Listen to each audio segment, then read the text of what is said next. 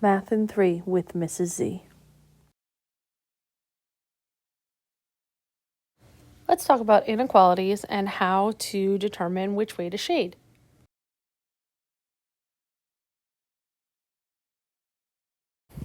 This video is about inequalities. Inequalities are when one value is smaller or larger than the other value.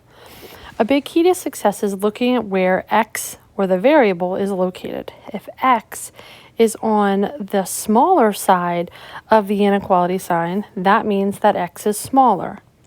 If x is on the open side of the inequality sign, then x is bigger.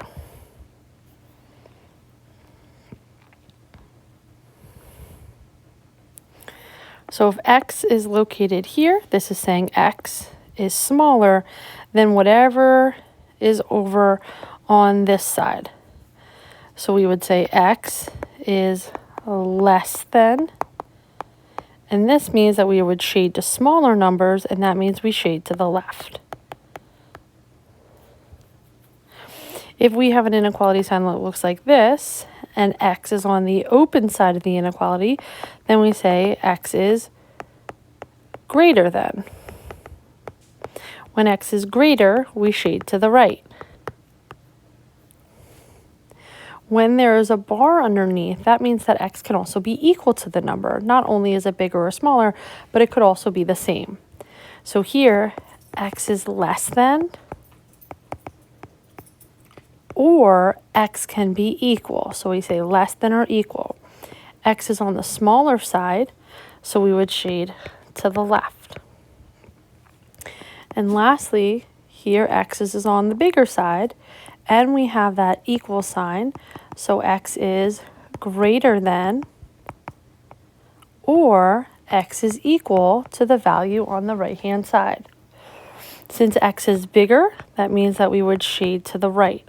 X is the shading. Open and closed circles happen when we have less than or greater than.